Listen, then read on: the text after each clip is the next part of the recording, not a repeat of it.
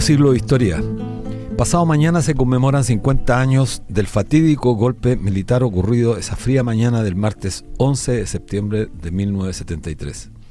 Medio siglo es un tiempo suficiente para que un pueblo pueda sanar las heridas producidas por hechos trágicos de la vida política. Ejemplos hay muchos. La Segunda Guerra Mundial, finalizada en 1945, hizo posible que, al cabo de 2 décadas, Francia y el Reino Unido alcanzaran acuerdos relevantes con la Alemania derrotada en materia económica. Lo mismo ocurrió cuando en 1989 cayó el muro de Berlín. Las dos Alemanias, que estuvieron más de 40 años divididas, lograron en menos de una década resolver aspectos importantes para acordar un tránsito hacia la unidad verdadera del pueblo germano. España, que padeció la tiranía de Francisco Franco durante 36 años y una guerra civil por 3 años, logró aunar criterios para permitir que los españoles alcanzaran mínimos civilizatorios que permitieran vivir en paz. Y así podemos ver ejemplos importantes en diferentes latitudes. Chile es la excepción. A 50 años las cosas vuelven a estar igual o peor. 17 años de una tiranía cívico-militar marcaron profundamente la sociedad chilena. Una derecha golpista, antidemocrática, que se enseñorea con el poder, pretende hacer responsable de la tragedia del 11 de septiembre a la izquierda y al pueblo que sufrió las consecuencias de la tiranía. ¿Por qué puede suceder esto? Por la impunidad. Mientras haya impunidad para quienes cometieron las más grandes atrocidades contra su propio pueblo, será imposible alcanzar entendimientos. El escenario seguirá, incluso aumentará en crispación, pues mientras las minorías privilegiadas insisten en negar los horrores de la dictadura, el pueblo, muchas veces silencioso, contempla impávido cómo la injusticia se convierte en la estrategia más recurrente por aquellos que defienden el actual sistema. Chile tiene una deuda con la justicia, tiene una deuda con su propio pueblo, y por mucho que se busque la conciliación entre quienes dirigen el Estado y sus instituciones, ocultando bajo la alfombra los cientos de abusos y crímenes, y se esconda a delincuentes civiles que se apoderaron ilegítimamente de las empresas públicas, no será posible hallar algo de pacificación en la sociedad chilena. Cuando un pueblo renuncia al ejercicio de la justicia y cede ante la presión de los poderosos, consigue solo eso: impunidad para unos pocos, que se traduce en lo que Chile vive hoy: división profunda y radicalización de las posturas y convicciones de quienes habitan este territorio. A 50 años no solo conmemoramos el gobierno de la Unidad Popular, los 1000 días que hicieron soñar a todo un pueblo con un mundo mejor, a Salvador Allende, que por sobre cualquier diferencia que se tenga con su figura, crece cada día más en la misma medida que los políticos actuales se empequeñecen por su mediocridad. Si algo importante a recordar, a conmemorar en este nuevo aniversario, es, por cierto, ese periodo histórico que experimentó Chile durante esos 3 años. A no olvidar y a redoblar los esfuerzos por hacer de este país un país más justo y más igualitario. No tenemos derecho a permanecer callados ante la soberbia de una derecha golpista que busca escribir la historia con la sangre de miles de compatriotas que la dieron luchando por un mundo mejor. En estos 50 años, nuestro recuerdo, nuestro reconocimiento es con aquellos que anónimamente dieron su vida por un Chile mejor.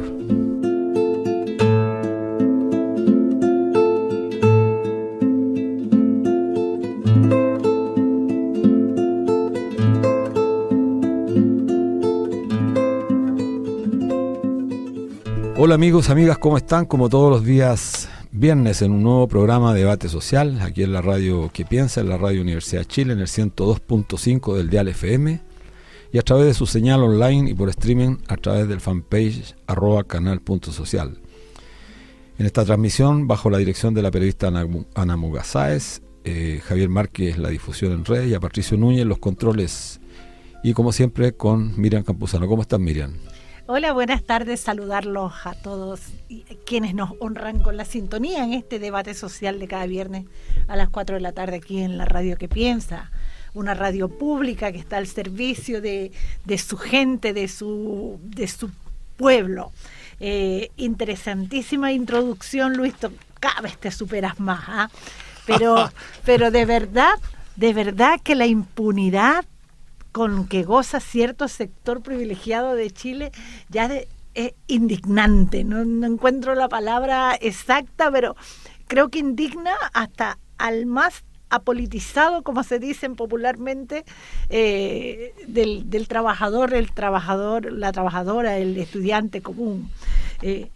Sí, y duele ver esa soberbia de un sector de la ciudadanía que se cree dueña de la verdad absoluta, que trata a la nación como que si fuera su fondo o su feudo, y que piensa que el trabajador, el estudiante, el poblador es nada más que su siervo. Hasta el día de hoy no nos dejan de sorprender los casos de corrupción, los casos públicos de todos lados, de izquierda y de derecha, el abanico es amplio, pero también la manera acérrima y sin fundamento de defender lo indefendible.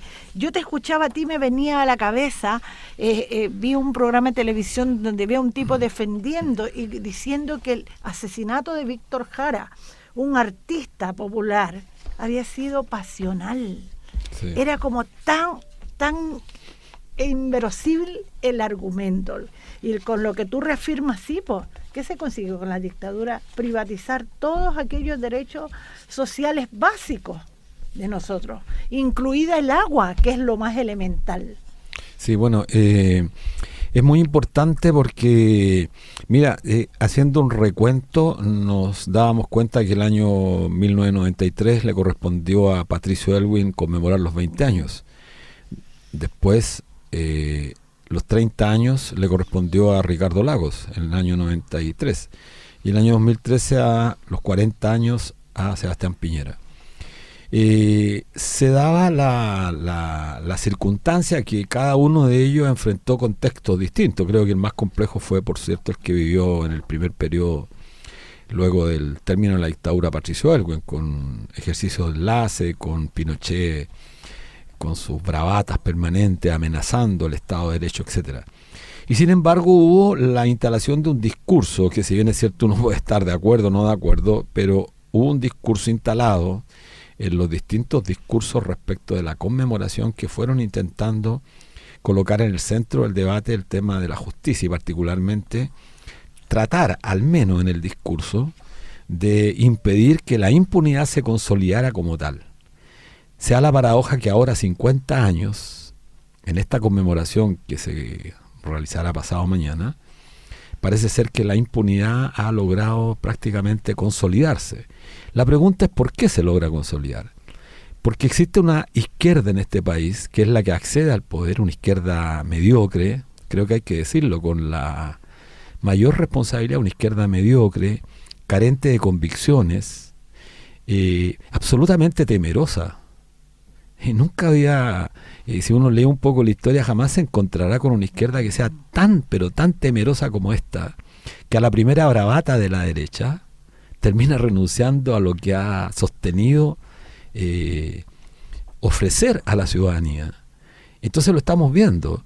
Imagínate tú que hoy día, a 50 años de conmemorar ese fatídico golpe de Estado, ya 42 años de la imposición de un sistema de pensiones absolutamente único en el mundo, que ha capturado el ahorro de los trabajadores, hoy se está discutiendo por parte del gobierno con un sector de la derecha la posibilidad de transferir más recursos provenientes de los salarios de los hombres y mujeres al sistema de capitalización individual. Y esto es francamente increíble cuando un gobierno que llegó prometiendo acabar con las AFP hoy día esté cediendo al punto de transferirle ya no 2 puntos, sino que está dispuesto a transferir 3 y 4 puntos con el objetivo de sacar una reforma que en realidad no va a mejorar las cosas. Por eso creo que la situación hoy día la gente la tiene tan desafectada, tan desilusionada, tan alejada de la política, porque efectivamente lo que observamos es una política absolutamente mediocre. Es toda la política en general. Son muy pocas las excepciones, hay que decirlo, muy pocas las excepciones que tienen un componente ético coherente con lo que han señalado, con lo que han relatado y con lo que actúan, cómo actúan. Sí, sin duda concuerdo totalmente con tus palabras. Pareciera ser, por ahí alguien lo dijo, que nuestro presidente Boric tiene una constante lucha con el diputado Boric.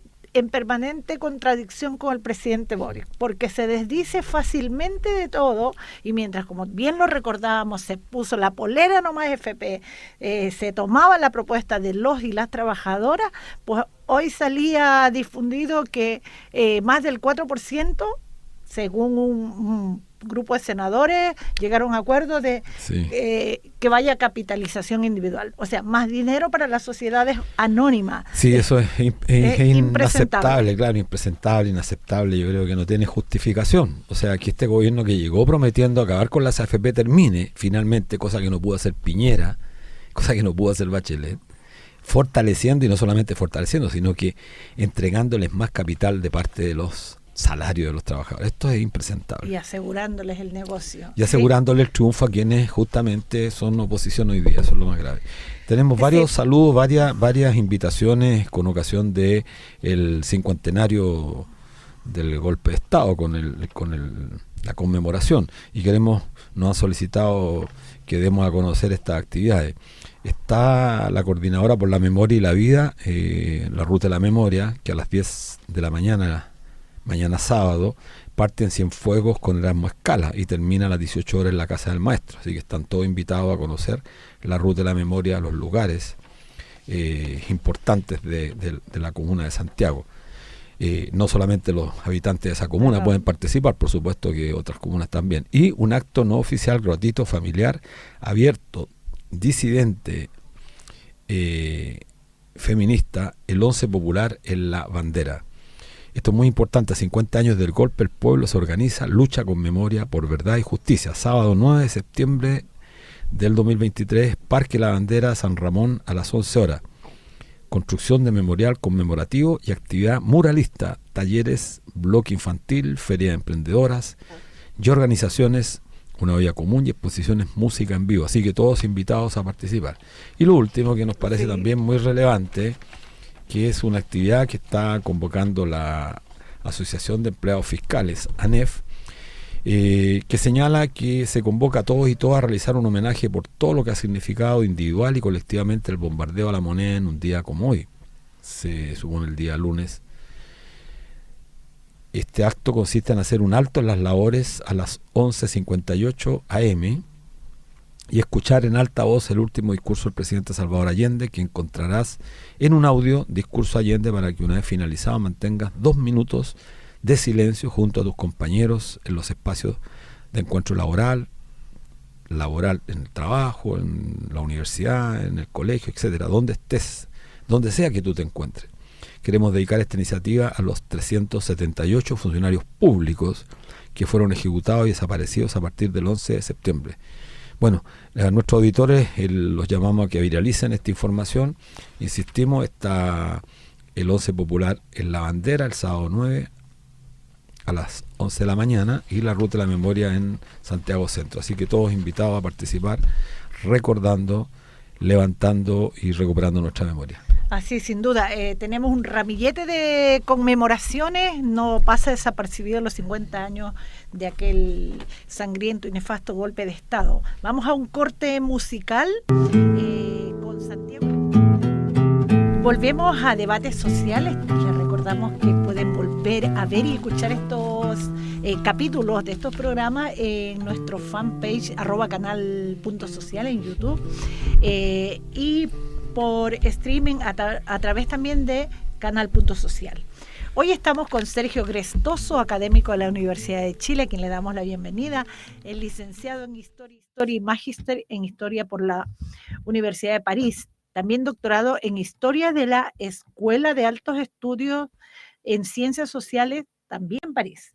Bienvenido, profesor Sergio. Muchas gracias por su tiempo. Luis, sí, ¿no? Bueno, un agrado, Sergio, tenerte acá en el programa nuestro. Entremos en materia inmediatamente. Gracias por la invitación, Miriam y Luis. Acércate un poquito el micrófono. Bueno, hablemos primero, Sergio, queremos hablar primero contigo como un gran e importante historiador. Muchos de nosotros te seguimos hace muchos años.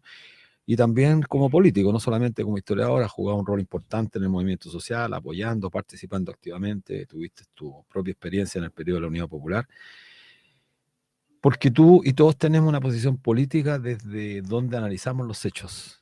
los hechos Así es. históricos.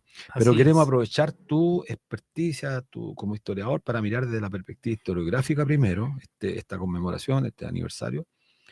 50 años no es mucho tiempo en la historia si la miran a lo largo del tiempo, pero permite tener cierta perspectiva de lo que está ocurriendo y de lo que se viene en el corto plazo. ¿Cómo segmentarías tú o describirías este periodo que está viviendo Chile, este momento histórico? Queremos conocer tu opinión, Sergio. Habría que definir cuándo parte este momento, más o menos. Si te refieres a la actualidad, a los últimos años, diría que estamos viviendo un periodo de reacción conservadora, de profunda reacción conservadora, que se ha expresado de muchas maneras y que en el contexto de la conmemoración de los 50 años del golpe de Estado se manifiesta de manera particularmente fuerte, yo diría virulenta incluso. Más Esto, irascible, dices tú. así es, puesto que muchas cosas que la derecha y la extrema derecha pensaba, pero no se atrevía a plantear abiertamente, hoy día afloran, se dicen con desparpajo, hasta el límite de llegar a posiciones y declaraciones abiertamente negacionistas, cuando no elogiadoras incluso de la dictadura y de la violación de los derechos humanos. Esto no es nuevo, pero se ha acentuado en el último tiempo. Yo diría que desde el triunfo del rechazo a esta parte, ese sector de la política y de la sociedad chilena ha levantado cabeza. Pero esto venía desde antes. Podemos retrotraer nuestra periodificación al acuerdo del 15 de noviembre de 2019, que le permitió al gobierno de Piñera sortear el obstáculo, continuar hasta el fin de su mandato, porque estaba prácticamente a punto de caer, y organizar un proceso constituyente que a fin de cuentas, tal como lo denunciamos en su momento, estaba absolutamente controlado por la casta política parlamentaria como una manera de evadir, de evitar, de sortear el peligro que significaba la rebelión popular que se expandía por todo el país, pero que a fin de cuentas era un proceso controlado por el Parlamento, por los poderes constituidos y por los poderes fácticos. De manera tal de que tenemos una suerte de reacción conservadora que ha venido increciendo. En el primer tiempo, con el triunfo del apruebo, del plebiscito de entrada al proceso constituyente, con la elección de constituyentes, muchos de ellos de posiciones de izquierda, provenientes de los movimientos sociales, esto no se percibía claramente. Pero con el correr del tiempo, a medida que la Convención Constitucional realizaba su trabajo y que ésta se entrampaba por el quórum de los 2/3, por el boicot de la derecha, por las inconsecuencias e incoherencias dentro del propio campo que podríamos llamar de manera genérica como progresista, entre comillas, esta reacción empezó a levantar cabeza, se sintió cada vez más fuerte, al punto que estamos en la situación que te describía brevemente en la actualidad. Sí, sí, pero sí, perdón, mira, dale. ¿No? No, lo que ocurre es, puede estar uno de acuerdo en el relato que tú haces casi histórico del 15 de noviembre en adelante, y efectivamente no se conocen procesos de alzamiento de los pueblos, del mundo del trabajo, donde el sector oligárquico que controla el poder no busque subterfugios para detener esa ofensiva del pueblo. Entonces el 15 de noviembre no es nada nuevo, es la reacción natural que el poder constituido hace para contener la furia del poder constituyente, si es que podemos llamar al pueblo en rebeldía. Y yo ahí tengo algunos matices, porque esta es una discusión importantísima, creo que desgraciadamente no se ha hecho en el país, porque efectivamente el 15 de noviembre es una reacción a un hecho político muy grande que se oculta siempre en el debate, que es el 12 de noviembre. La huelga general es la que produce y provoca que en la noche del 14 se empiece a fraguar este acuerdo que finalmente culmina en la madrugada del día 15. Es en respuesta del poder constituido a un acto de la clase obrera, de la clase trabajadora. Así estoy totalmente No de es el acuerdo. movimiento social en general, es la clase obrera que paró y ahí yo diría Porque en remecieron. definitiva es la clase trabajadora la que mueve o para Claro, una sociedad. claro. Los otros movimientos sociales ayudaron, sin Contribuyen, lugar a por dudas, supuesto, contribuyeron, sacaron más gente a la calle. Fue una proliferación de demandas diversas, pero el Sí, eje, Sergio, lo definitivo es eso. correcto. Yo el matiz que tengo es respecto de que el poder constituido dio una respuesta, escamoteó la Asamblea Constituyente Soberana y nos ofrece la Convención Constitucional. Pero el pueblo igual logró superar, porque acuérdate, estuvimos en pandemia, logramos en el plebiscito casi un 80% una respuesta categórica diciéndole a esta gente no los queremos, escribiendo la Constitución. Eligió, casi pulverizó a la derecha, la redujo a menos de un 30% eligiendo convención. ¿Cuál es la respuesta o cuál es la responsabilidad que le cae a la izquierda? Porque la izquierda tiene una responsabilidad, porque tú me hace mucho sentido cuando planteabas, ¿por qué esta derecha hace lo que hace, dice lo que dice con tanta soberbia? Porque no hay nadie que le salga al paso, pues. Tú como historiador conoces porque la supuesta izquierda, y me refiero a la izquierda parlamentaria, en su inmensa mayoría, si no en su totalidad finalmente, terminó haciéndole el juego. A ver, mira, ¿cuáles son las dos principales figuras del acuerdo del 15 de noviembre? Por la izquierda, el actual presidente Gabriel Boric, y por la derecha, José Antonio Coloma, de la UDI. ¿No les parece curioso a ustedes que ambos sean hoy las dos principales autoridades de la República de Chile? Uno presidente de la República y otro presidente del Senado. Presidente del Senado no es poca cosa, es la persona que está llamada a sustituir al presidente de la República en caso de vacancia, muerte, acusación constitucional que prospera, renuncia, etcétera. ¿Es casual esto? Yo creo que esto no es casual, ¿ya? O son casualidades demasiado felices o infelices, según el cristal con que se mire la cosa. El sistema político, la burguesía de este país les debe mucho, les debe monumentos, les debe nombres de calles, les debe nombres de plazas, porque ellos fueron los principales artífices de esta maniobra destinada a, primero, salvar el gobierno de Piñera, que se estaba hundiendo, y salvar el modelo de dominación, en particular el modelo neoliberal. Pero el problema no hay que buscarlo en ellos, hay que buscarlo en nosotros, ¿ya? Porque el enemigo de clase puede hacer lo que quiera, ¿ya? Y está en su lógica. El problema es que nosotros no estuvimos a la altura. Cuando digo nosotros, digo el campo popular, porque yo siempre me he identificado con la clase trabajadora y con los movimientos sociales populares. La única manera, Luis, y eso tú lo debes saber mejor que yo, de haber parado el acuerdo del 15 de noviembre era mediante una huelga general indefinida. Y no hubo, no sé si no hubo ni fuerza, ni voluntad política, ni capacidad orgánica para hacerlo. De otro modo, lo que viene a continuación, a pesar del triunfo del 80%, que era engañoso porque ahí había muchos votos de derecha, con notadas personalidades de la derecha, Lavín, Desbordes, etcétera, etcétera, votaron a prueba. Digo, lo que vino después era casi la crónica de una muerte anunciada. No era un fin ineluctable porque nunca la historia está escrita de antemano, pero ellos ya tenían las cartas bajo la manga y ya empuñaban la sartén fuertemente. Así es. Bueno, para seguir, durante el mes de agosto nos enteramos que participaste junto con profesores universitarios de distintas entidades superiores en un esfuerzo académico por reunir ponencias de historiadores jóvenes que miran esta fecha desde distintos ángulos territoriales, sectoriales, identitarios, variadas visiones. Luego de escuchar esas ponencias, ¿cuál es la reflexión respecto de cómo están viendo esta fecha del 11 de septiembre, estas nuevas generaciones que vienen? Hay miradas muy variadas.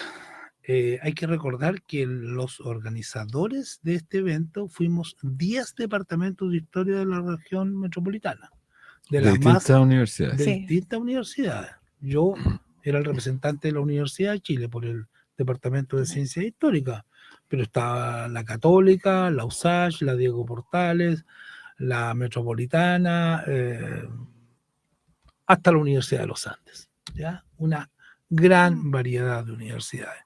Pero además habían ponencitas que no eran de esas universidades, las había de esas universidades, sino que habían ponencitas de otras universidades, incluso de regiones y unos pocos del extranjero. Por lo tanto, me es muy difícil sintetizar lo que allí ocurrió. Lo único que podría subrayar es que hay estudios que abordan el tema del 11 de septiembre y de la dictadura también de alguna manera desde los ángulos más variados, ¿ya? Textos más tradicionales que ven las cuestiones políticas, pero también desde el punto de vista de los movimientos sociales, de los problemas de géneros, medioambientales, es decir, una diversidad de miradas que es imposible sintetizarlas en una sola. Ahora bien, estos son estudios hechos por historiadores e historiadoras jóvenes en su mayoría. El evento no estaba concebido solo para jóvenes, pero por lo menos de parte de los organizadores me parece que nosotros como que nos contuvimos, nos autoinhibimos y ninguno de nosotros, de los que estábamos en la organización, presentó ponencia. Y eso dejó mucho más espacio para que se expresaran los jóvenes. Ahora bien, historiografía y memoria, aun cuando tienen muchos vínculos, no son la misma cosa. ¿Ya? Una cosa es la memoria social, Claro. que son memorias que existen, que se constituyen de manera más o menos espontánea en una sociedad determinada y que van cambiando con el tiempo, evidentemente, y que tienen que ver con los recuerdos o tienen que ver con iniciativas que surgen desde distintos actores, desde el Estado y desde distintos poderes y sujetos que actúan en la lucha al interior de una sociedad, hasta los elementos que entrega la educación formal, la Claro. educación institucional. Y otra cosa es la historia, entendida como historiografía, es decir, una disciplina que tiene pretensiones de cientificidad y que funciona conforme a ciertas reglas, a ciertos parámetros.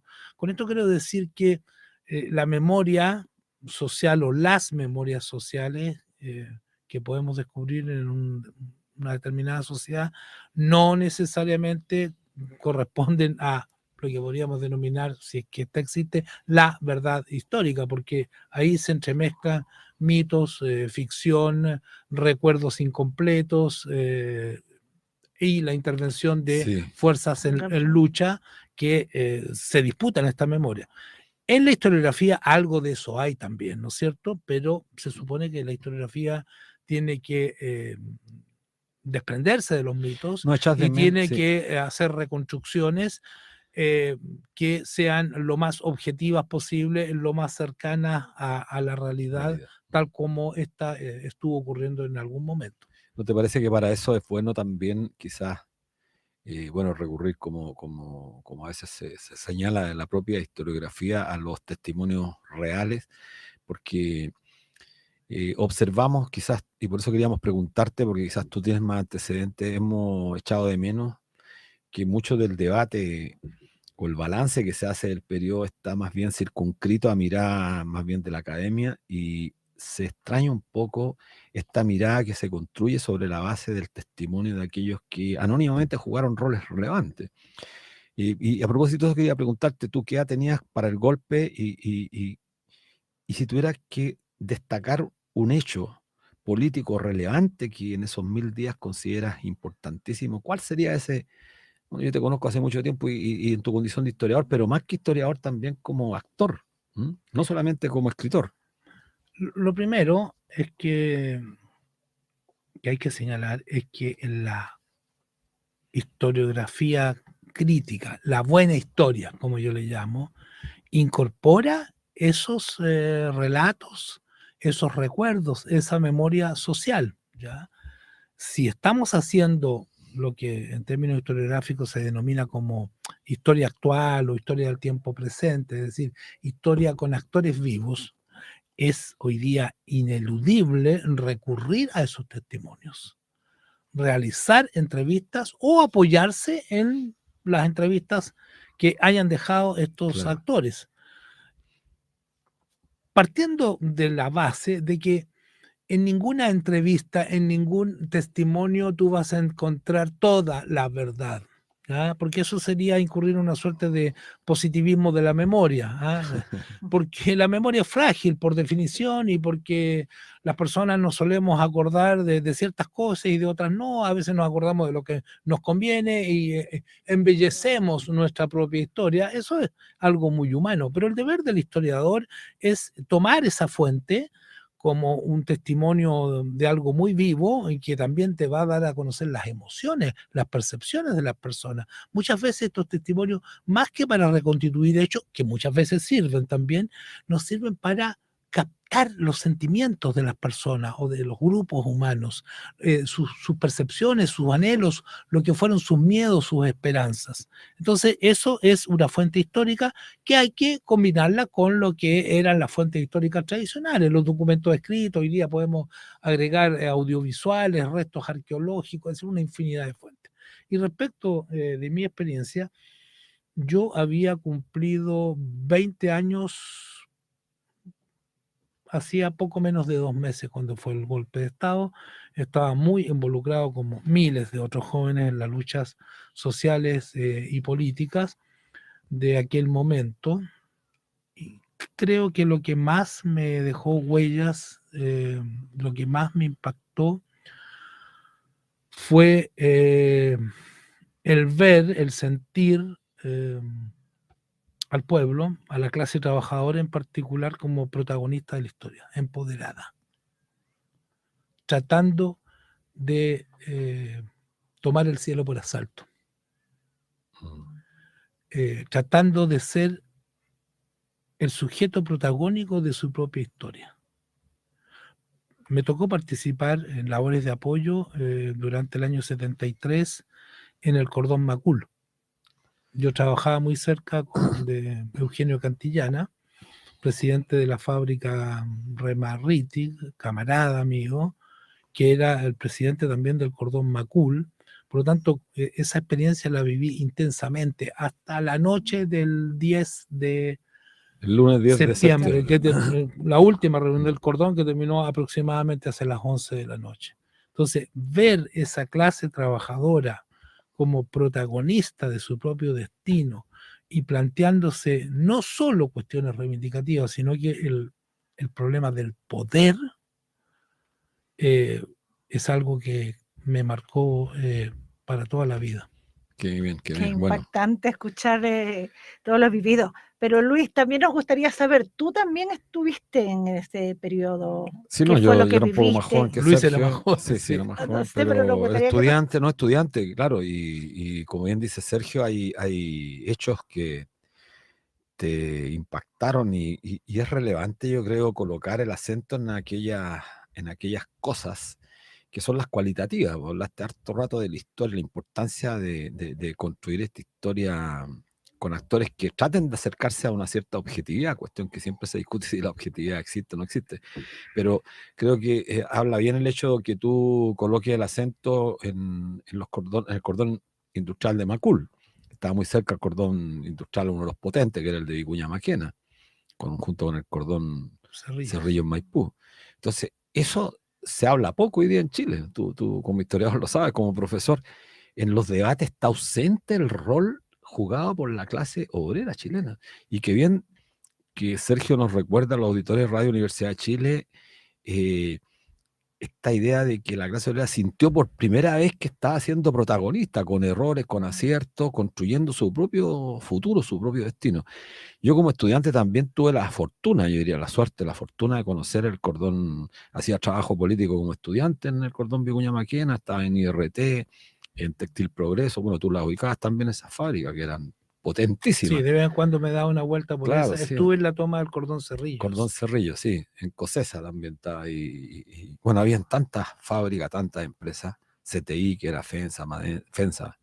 Y ya que estamos con dos profesores, explícanos qué son los cordones. No, sí, ahí Sergio creo que puede dar una explicación a los auditores. Es muy sencillo, yo creo que mucha gente lo conoce. Eran agrupaciones territoriales de sindicatos, pero que no se agrupaban por ramas de producción, como era tradicionalmente, sino que territorialmente, independientemente de que estuvieran estos sindicatos afiliados o no a la CUT.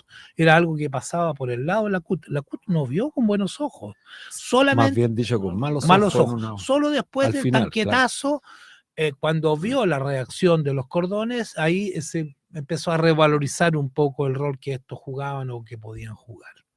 Fue una expresión de estos gérmenes de poder popular claro. que surgieron espontáneamente por abajo, a partir sobre todo del paro de octubre de 1972. Pero fíjate, en el caso del cordón Macul, claro, no era un cordón tan importante como lo que tú acabas de mencionar, pero fue, yo diría, el precursor, porque el cordón Macul fue una especie de segunda versión de lo que había sido hacia 1970 el COCOMA, el Comando Comunal o Coordinador de Macul, en el cual participaba este mismo compañero, Eugenio Cantillana, fallecido hace un par de años.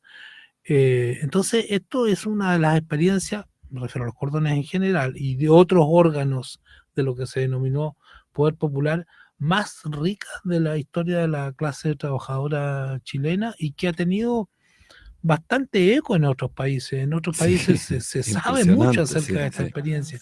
Y bueno, aquí hay un problema. Mira, un buen ejemplo del desfase entre lo que es la memoria social y la producción historiográfica, porque la producción historiográfica no es avara respecto al tema de los cordones, es bastante abundante y buena, pero eso no ha llegado al movimiento social en la medida en que se debiera, o no se ha empoderado de ese conocimiento. Y suele ocurrir, sobre todo en épocas de reflujo de los movimientos sociales, que el conocimiento historiográfico o de las ciencias sociales en general, que está ahí y que podría servirle a los movimientos sociales, no llega, estos no lo toman, no lo utilizan. Pero ahí hay un problema que sin duda tiene que ver con ambos polos, que tiene que ver con quienes producen, porque a lo mejor hay colegas que se limitan a hacer buenos textos, pero no se preocupan porque esto llegue a la sociedad, y también por parte de los movimientos sociales, porque no hay que sacralizarlo, ¿no es cierto? Tienen sus defectos, sus carencias, que no se preocupan por aprovechar el conocimiento que está puesto a su disposición. Así es. No, yo diría una cuestión que me parece relevante, Sergio, porque bueno, ha pasado tanto tiempo y tú viviste fuera del país un tiempo, te fuiste contra tu voluntad. Pero tuviste también, pudiste comprobar y conocer otras experiencias relevantes, estuviste en París un buen tiempo. Yo te quería hacer la siguiente pregunta, y que lo comentamos al comienzo del programa. Chile lleva 50 años y uno mira el panorama y parece que la radicalización de la lucha de clases en este país, aunque les moleste a algunos este concepto, está más agudizado que nunca, que se expresa de mil formas. Quizás no se expresa como se expresaba en el periodo de la Unidad Popular, no se expresó como se expresó en la revuelta del 18 de octubre, pero la situación de crispación es brutal, con una derecha enseñoreada, prepotente, soberbia. Ha pasado 50 años y no hay posibilidad de reconciliación porque hay impunidad en este país, impunidad total. Tú conoces muchas experiencias, y yo ponía el ejemplo, en España, bueno, se restituyó la monarquía, pero sin embargo hubieron acuerdos después del 75 cuando muere Franco, y uno podría decir que España después de 20 años al 95 tenía de alguna manera pacificación, comillas. La lucha de los pueblos siempre va a seguir. Lo mismo pasó en Alemania después de la caída del muro. O sea, Alemania se fundió y podemos decir que a los 20 años ya tenían resuelto ciertas cuestiones mínimas civilizatorias. Bueno, Chile lleva 50 años. Tu experiencia, ¿cuál crees tú que es la razón por la que Chile, lejos de avisorar un panorama de acercamiento, que es lo que buscan algunos de los sectores dominantes, se ve mucho más distante? Eso tiene que ver con las características de la transición chilena a la democracia, esta eterna transición a Que la todavía no democracia. termina, claro. A lo mejor ya terminó porque el objetivo era llegar a esto, ¿eh? Yo creo que ya terminó hace mucho tiempo, aunque durante una buena cantidad de años parecía que no llegábamos nunca a puerto. No, si ya llegamos, lo que ellos querían era esto. Entonces, Pero es tiene que que esto no da ver, certeza tampoco. tiene Esto, que ver con el tipo de transición. La dictadura no fue derrocada, fue sustituida por un régimen de democracia restringida, tutelada y de baja intensidad, resultante de las negociaciones entre la propia cúpula dictatorial y la cúpula de la oposición moderada, que después se constituiría como Concertación de Partidos por la Democracia. Y tiene que ver además con la hegemonía al interior de las fuerzas opositoras a la dictadura que recayó en esta coalición. Coalición que se sumó al modelo neoliberal. Los dirigentes de la Concertación borraron con el codo sus promesas, no cambiaron nada sustantivo, introdujeron algunas libertades civiles, evidentemente, se respetaron más los derechos humanos que durante la dictadura, no totalmente, pero más. Pero el modelo económico y social ha seguido, se profundizó, claro. se profundizó y se legitimó por esta dirección concertacionista y se ha perpetuado hasta nuestros días, incluso bajo el, entre comillas, gobierno progresista, sin el menor cambio.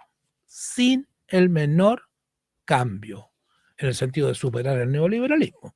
¿Ya? Ajustes ha habido muchos y los va a seguir habiendo, pero en lo fundamental esto se mantiene por el mismo carril. Entonces, a mi juicio, estas son las causas que explican la decepción, la apatía ciudadana, la derechización de una buena parte de la sociedad, porque no podemos negar eso, y lo que es más preocupante es de sectores populares, ¿ya?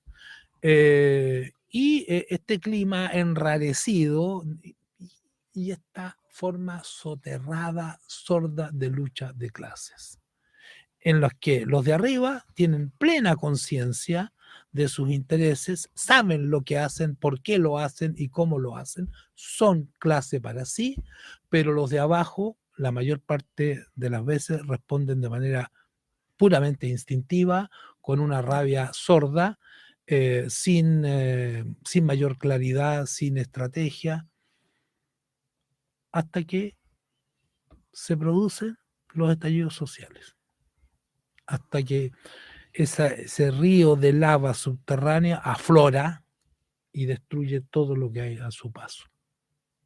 El problema es que esa erupción